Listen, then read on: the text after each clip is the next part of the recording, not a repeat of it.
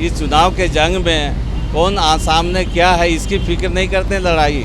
जो योद्धा है लड़ते हैं, सामने कौन है वो इतना ही समझते हैं कि हमारे प्रतिद्वंदी हैं। ये उनकी घबराहट का झलक है, ये घबराहट का संकेत है। इरफान अंसारी का एक पैसा का कोई भी उसका मूल्य नहीं है।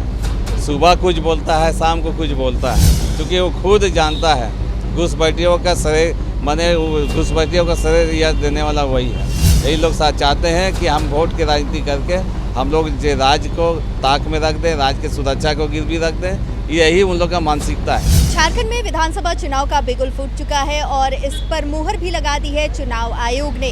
कल चुनाव आयोग ने तारीखों की घोषणा कर दी है। झारखंड में 2 चरणों में चुनाव होने वाले 13 नवंबर और 20 नवंबर को, वहीं 23 नवंबर को रिजल्ट की घोषणा भी हो जाएगी। इसी बीच हमारे साथ पूर्व मुख्यमंत्री मधु कोड़ा जी है। चलिए उनसे बात करते हैं और जानते हैं बीजेपी की आखिरकार क्या कुछ रणनीति है इस विधानसभा चुनाव को लेकर। सर, बीजेपी की क्या कुछ रणनीति रहेगी इस बार के विधानसभा चुनाव को लेकर? देखिए, जहाँ तक रणनीति की बात है, बीजेपी अपनी पूरी तैयारी के साथ में झारखंड के इस विधानसभा चुनाव में लगेगी।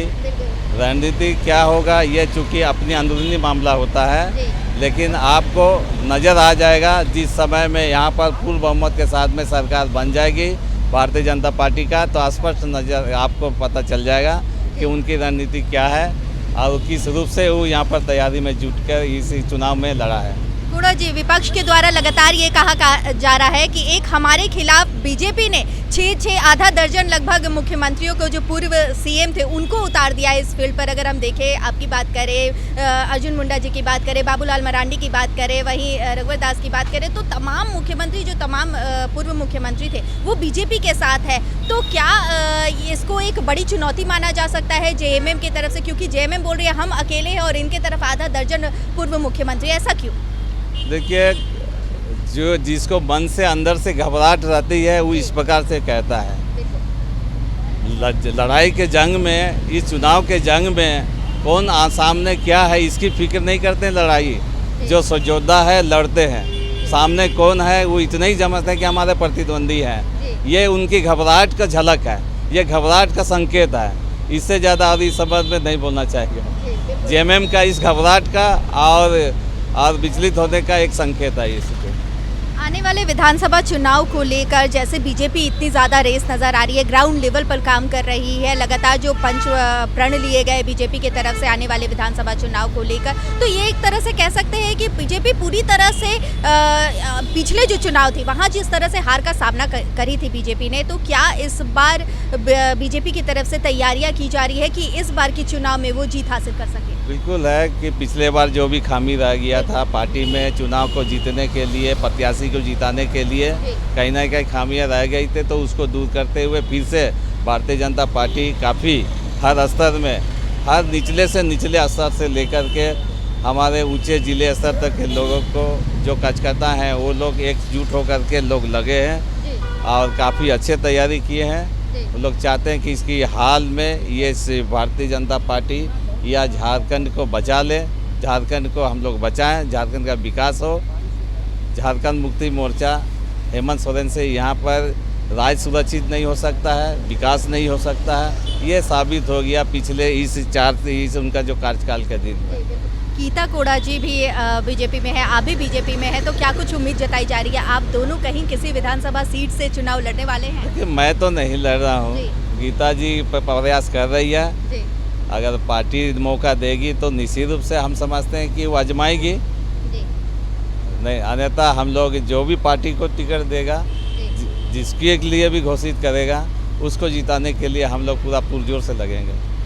जब चुनाव की तारीखों की घोषणा नहीं हुई थी, उसके पहले यहाँ पर हेमंता बिस्वा शर्मा जी आए थे। उन्होंने कहा था कि चुनाव की तारीखों की जैसे ही घोषणा हो जाती है उसके 48 घंटे के बाद हम लिस्ट जारी कर देंगे। तो क्या आज बीजेपी अपनी पहली सूची जारी कर सकती है?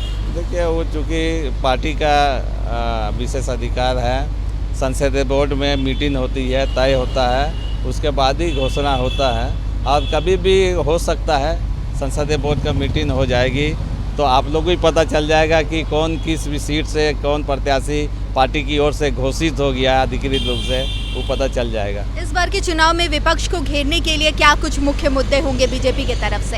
ये बहुत मुद्दे हैं, यहाँ विकास बहुत बड़ी मुद्दा है।